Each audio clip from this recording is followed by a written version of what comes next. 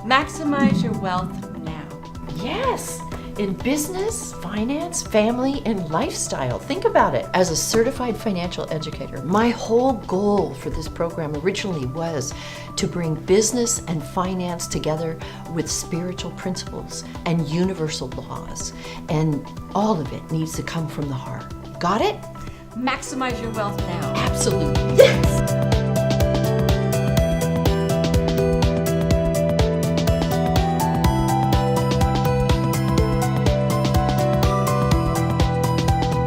Welcome to Maximize Your Wealth Now in business, finance, family, and lifestyle. In this show, we have some amazing guests. You're going to learn all about risk and business, and you're going to have so much information that you can put into process right now. That's right. One of our guests is named Ken Foster, and he's been executive coaching for over 20 years. And he's going to share with you how he's building currently an organization that's going to change the world. All right. And our next guest is Luis Lopez, and he is going to share with us how he was Teacher of the Year, and now he's moved into becoming an entrepreneur. And what I love about him is he's going to teach us about risk, because we all know as entrepreneurs that risk is one of our most important challenges. And if we don't take risk and step in to who we are, we will never get there. That's right. So without any further ado, let's get our guests on the set.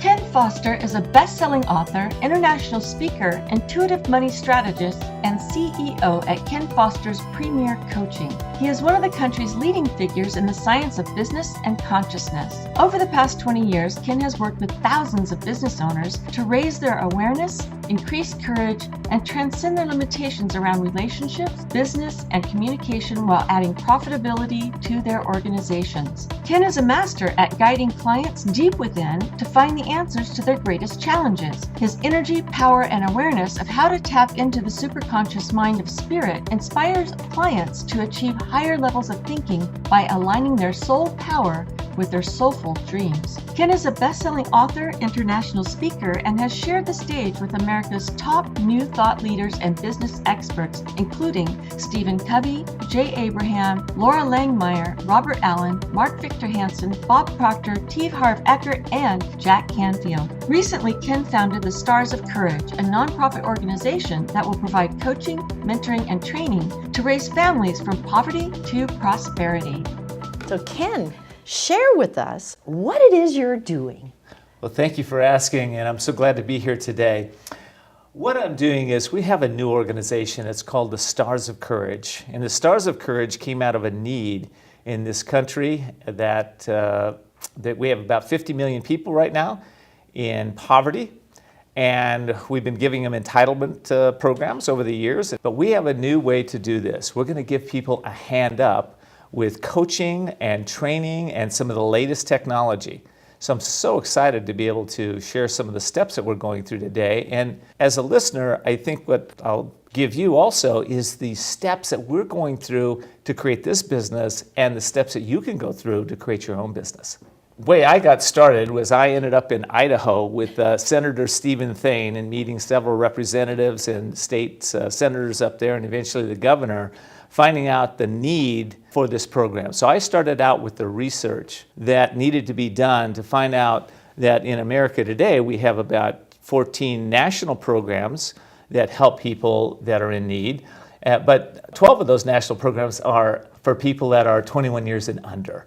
2 are for individuals that are 21 years and older. So there's a big gap here. So the first step was the research and doing a lot of research. So that's what I did. Okay, so that makes sense as a first step for anybody that's getting ready to start a business. You know, most of us don't just go out and start with a senator. That's a really good point. Here's what I recommend. And as you know, I've been coaching business owners, entrepreneurs, and executives for over 21 years. So here's where we always start. We start with the vision. And the question is, what do you want? What do you want? So think about that. The vision, what do I want? And let me give you a couple other steps. The second step in is to test your purpose. So it's, why is this important to you? And which is what I had to do with the senator. Even though I had a lot of research and information, it's like, was I really going to be empowered to do this? Is this something that resonates with me, or is it just something I'm making up? And it really resonated with me, so my purpose was powerful, and I started the next step. And then the third step is really what we need to release. So releasing for me is, I had to ask the question, what am I willing to give to this project or give up? So those are the first three steps. But you still didn't get past the senator. Well, I didn't get past them. That, it's very amazing, because when we set a big vision or any vision, right, what happens is the people, places, and things start showing up. In fact, I was sitting in a workshop with a mentor friend of mine, Halise Bridges, and she was up on stage teaching 900 high school children at the time. And I looked at her and I thought to myself, Ken, you've done really well, but you can play a bigger game. And that one thought, I kept thinking that for the next week. And guess what? A friend of mine called me out of the blue from Idaho and said, hey, there's a senator that wants to put together a program to mentor and to coach individuals that fall below the poverty line in the state of Idaho. And I thought to myself, how interesting, how that just showed up out of asking the question. Yes. Yeah. And I totally get that. That's where I wanted you to go with Thank this. you. Because I've started 3 businesses myself, and I don't always just start them with a senator. I mean, I have to really work my way through things to get where I want to go. And anybody who's a new entrepreneur, I love what you said. You really have to test it, because it might be a great idea, but it might not work at all. And those who are in the know with business will tell you the truth. Don't just go to your grandpa or your uncle. Those are my favorites. My uncle says, but the reality is your uncle probably has never been an entrepreneur, doesn't even know how to start a business, so your uncle may not know. Boy, isn't that the truth? I'm curious to know, Lori, what was your biggest aha during the class? Figuring out how to say what I do in 4 to 5 words.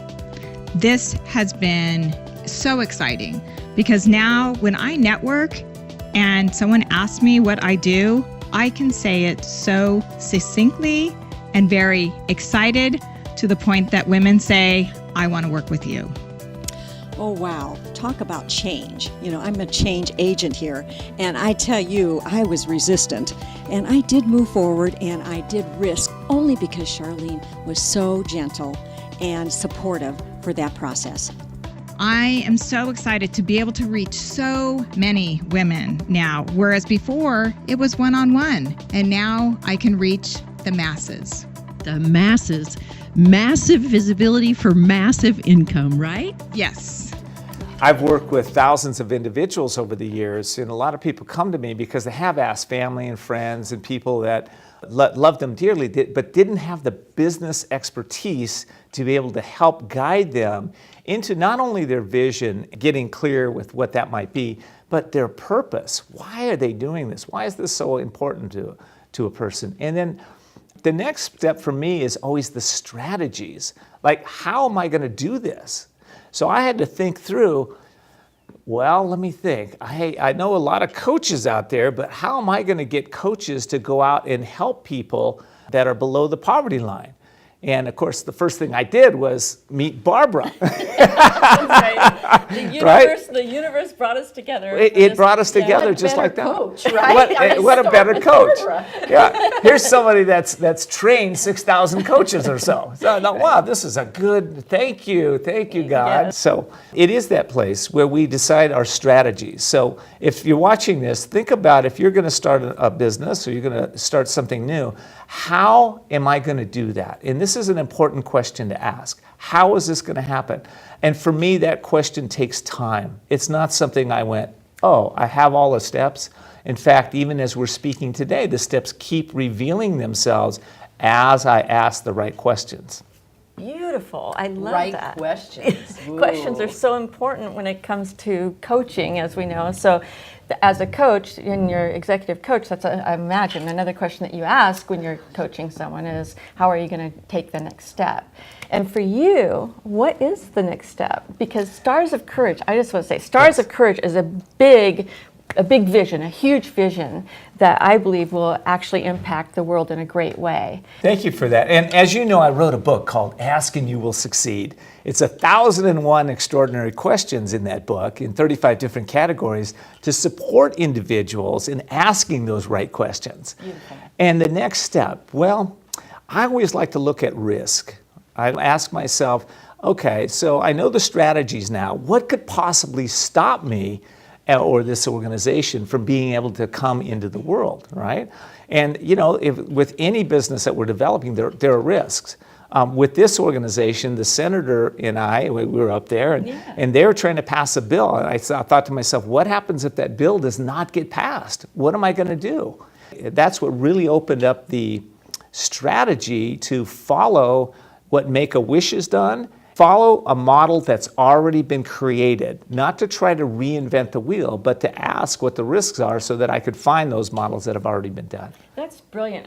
I've heard that advice from somebody else. When you're getting ready to start a business, look for a model that's similar to what you want to do and model your business after that, especially if it's a working model. Right? That's exactly right. They've been through all of it already. That's correct. And so I love to call it tacking back and forth, because if you don't have somebody that's ahead of you that's done all the tacking before you did, then how do you know whether you're going to hit a pitfall or not? That's the biggest problem I think we have. And even when we're hiring coaches, right? When we're hiring coaches, if they haven't been there and they haven't experienced it, then how do they get us where we want to go? Coaches and mentors are such a key to creating business success. I personally have had a coach for the last 21 years, and usually I have 2 or 3 coaches. Maybe it's because I'm not the smartest guy in the block, which is fine. I always try to hire coaches and mentors that are a lot smarter than me. That's the idea. Isn't that the idea? So that they can guide me and show me what's next. And there is a piece of humility that really goes along with being an entrepreneur or even an executive in a corporation. I know we have to be good followers before we can be good leaders. And I practice that every single day. Every day I'm learning, I'm growing, I'm trying to become a little bit more of who I am and try to bring a little bit more joy and happiness in this world. That seems to be my mission, but everybody's mission's a little different, but the principles are all the same. Right. Meditate, right? Can you just share a little bit about your practice and your meditations? I sure can. I've been a meditator for about 20 plus years, and for me, it's morning and evening, and it's about an hour in the morning, half hour or so in the evening. And that may sound like a lot to some people listening to this, and trust me, I didn't start out there, but I did meet the ambassador to Sri Lanka for the United States. And he's the one that inspired me tremendously to increase my meditation. I asked him, here's a busy guy who's representing the United States, owns several businesses, and I said, we got on the subject of meditation, and he asked me how long I meditated, and I told him, and I asked him, well, how long do you meditate? And he said, I meditate 3 hours a day. Oh, what? 3 hours a day? Are you kidding me? And then he says, hold everything. Let me introduce you to my friend. And he walked me over to the friend. Now, this friend of his owned a chain of banks in southern India. He owned the largest hotel chain in southern India. And I asked him, so how long do you meditate? He says, 3 hours a day. And I thought to myself, isn't that interesting? Because what I've learned is that in the stillness is where every single answer comes for the next step in this business. And it's not just business. It's all about life, making the right life choices. And think about this as a business owner. If we're making the right choices, how much success can we have? The opposite is true too. If you're consistently making the wrong choices, how many blocks do you have, right? Right. Which is another reason to hire an amazing life coach or a business coach, because they can help you get through the blocks. beautifully. I love that. And I hope that you've really gotten some insights into how to start a business and the important steps that you need to take in the beginning, because so many of us don't know how to do that. And I just want to say thank you. You were wonderful. Yeah, I appreciate that too. So I'm just going to ask, is there one last thought that you'd like to leave with people today? The last thought is that if you're sitting around, you're thinking about, I'm ready to expand my presence, I'm ready to become more in this world, then I would encourage you to take up a meditation practice, understand the principles of business, and be able to hire a coach or a mentor that'll really help you take your life to a completely new level. And isn't that what we're here to do, to evolve ourselves, evolve our consciousness, and be all we can be? Absolutely. And we'll be right back.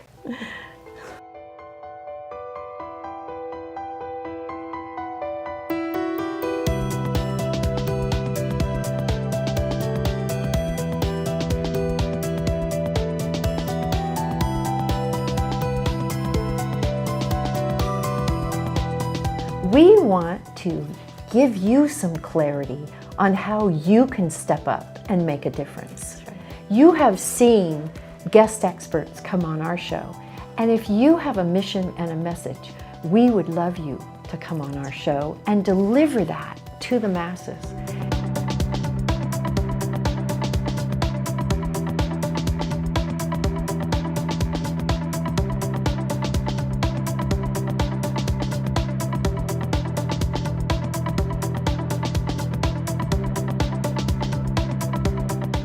Luis Lopez is an educational leader, a teacher of the year, an entrepreneur, a master facilitator, and strategist. Luis creates, manages, and implements programs that transform organizational culture, pave the way for innovative practices, and enhance organizational performance. His divergent approach has helped many small businesses, academic institutions, and nonprofit organizations. Luis is an award-winning educator with double majors in sociology, economics, and double master's degrees in cross-cultural education and educational technology. Luis has a profound love for learning and has experienced working with world leaders on projects that help communities thrive. Luis believes that a life of service is the foundation of success and serves as a role model for leadership to his community. Luis loves music, surfing, and spending time with his beautiful wife, Kehoe. Luis's passion is living in the flow, and his purpose is to bring 100% success to 100% of humanity. Welcome back to the set. We are here with Luis Lopez. And as I said to you a little bit earlier, we are going to talk about risk and how he moved from being a teacher to an entrepreneur. Welcome to the set, Luis. Thank you for having me. We're really excited that you're here because we have so many entrepreneurs in our audience. And you know, so many teachers would like to be an entrepreneur, but they have no idea how to go about doing that. And so I'm hoping that maybe you could give us some sense of what those steps might be. You know, one of the things I always found is that when you start a career and when you're in your career, time tends to be a central issue for everybody. You know, I'd love to build something, I don't have the time. Well, where's that time going to come from? You know, when are you going to have the time? And really, you're never going to have the time. So I was lucky enough to have a very good coach and mentor. Halise Sparky Bridges did a great job. One of the first issues we talked about was how to expand time. And for me, it really came to this, is that when you start doing things and being things that are all aligned, they're all connected. It's not like I'm going to go build this business and it's going to be separate from what I'm doing teaching. No, it's serving my bigger mission and purpose in life. And from that place, everything that I do is connected and the relationships are built all serve each other. So it allows me to expand who I am and what my purpose is. So for me, it's really getting in tune. And this came up to me recently. My mom found an essay I wrote in high school. Like, you never know why people keep those things. Wow.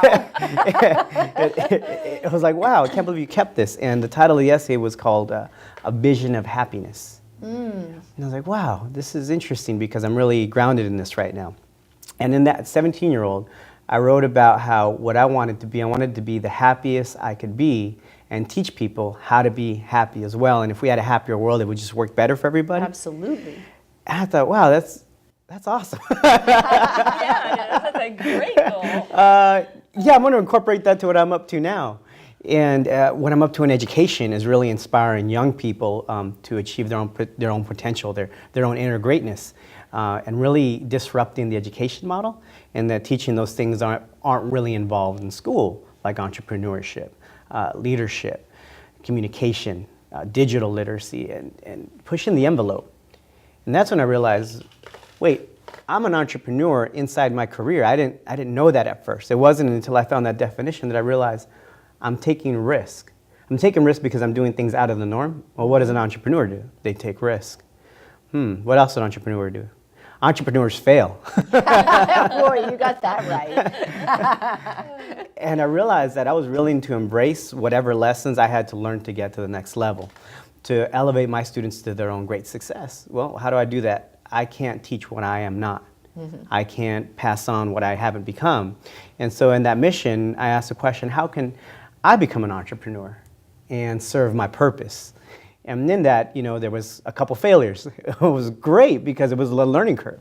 And to the point where I'm at now, and I got such clarity with what I'm up to, I launched a consulting company called Maven Dynamics, which seeks to transform the educational model by providing educational consulting. I partnered with my friend Rich, who's a fire chief, my friend Tommy, who comes from the church world, and who are also successful entrepreneurs. And having the service background really elevates us in being able to help other organizations and people really be service-centered. And it's still serving my purpose, which is improving the educational model. So do I have time for that? Absolutely. My other project is called The Church, where art is religion, and it's from aspiring artist to thriving entrepreneur. And that's also another model we're working on that's going to take a lot of figuring out and tinkering, but we'll get it. I think that's probably going to be one of the hardest, because artists aren't business people as a rule. I mean, it's highly unusual that they are. And to try and teach them how to do business when all they want to do is create, and paint or whatever it is that they do, it's so hard that, yes, they are an entrepreneur, but they have no concept of what it takes to be an entrepreneur, how to make money, and how to make an income. I think that's the toughest thing, don't you? I do too, for an artist, because I guess it's the right brain, right? They're very right brain, so they're very creative, and and the money and the finance and the numbers is very left brain, so it's really not their bailiwick. That's what makes them such great artists, is that they live in the right brain. So. And I agree with that, and that's why you can't really push people to do things that they don't really want to. You want to have them go all in on their strengths, as I was best told one time. And maybe their strength is that artist, but how about building a team around them about what they truly, really want to live from, where they can just create, and it can be put to use in a way that's providing income and people are making a living off of it. Why not create a mentorship program around getting their inner greatness out into the world and building teams around it? So we're in the discovery phase of that, what exactly that looks like. And part of that, we've created a creative services department. Well, let's create a creative services department. Artists want to work and they want to use their passion. Let's put that passion into the world where it can serve the entrepreneurial community.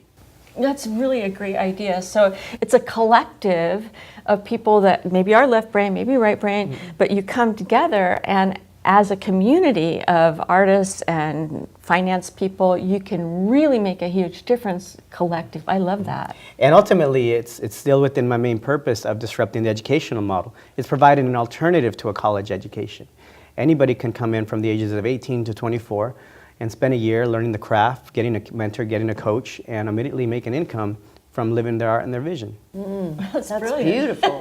So are you teaching at all now? Are you in the school districts, or are you just an entrepreneur? Oh yeah, I'm still a full-time educator at Chula Vista High School. But it's all these things that I'm learning, all these things I'm becoming, just elevates my ability to teach and being a visible role model and being a visible example of what the transition is and what we can all have, because we all have the same potential to get what we truly want. And I want to say, you've done something very wise. Would you like to know what that is? I would love to. Well, as an educator, you are in the highest tax bracket, right? You make it, they take it. Yes. But because you're an entrepreneur as well, when you're an entrepreneur, then you have a lot of tax write-offs and you get to keep more money in your pocket.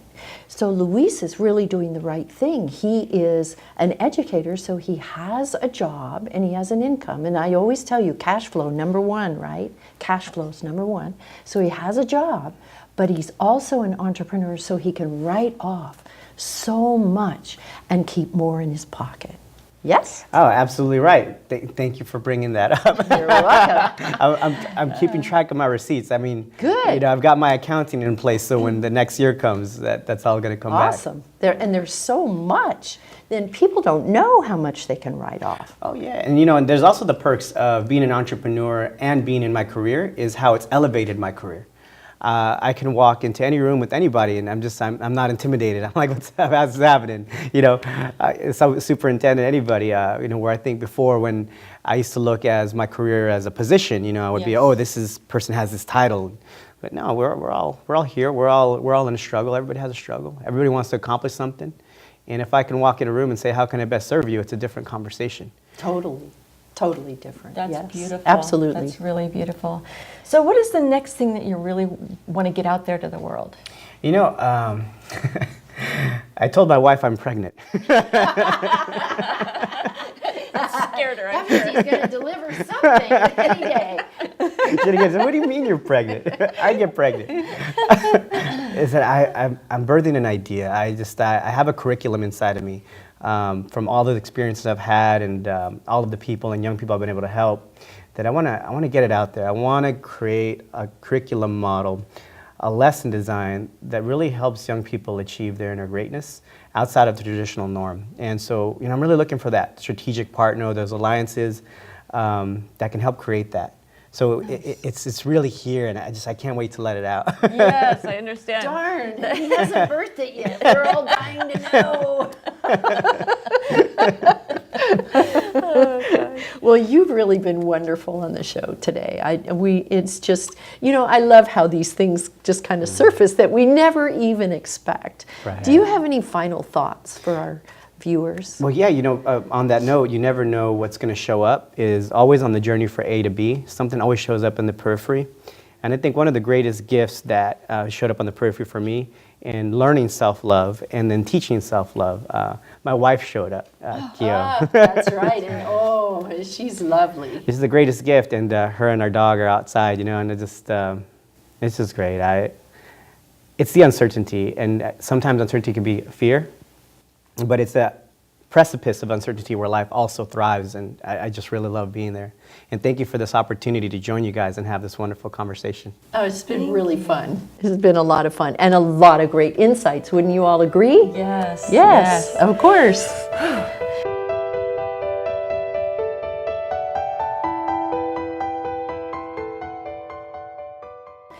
Thanks so much for being with us today. We have learned so much information, and I hope that you found a lot of good insights in who we've interviewed today. Stay tuned. Come back next week, and we'll see you then. And don't forget to watch to the end so you'll see our surprise.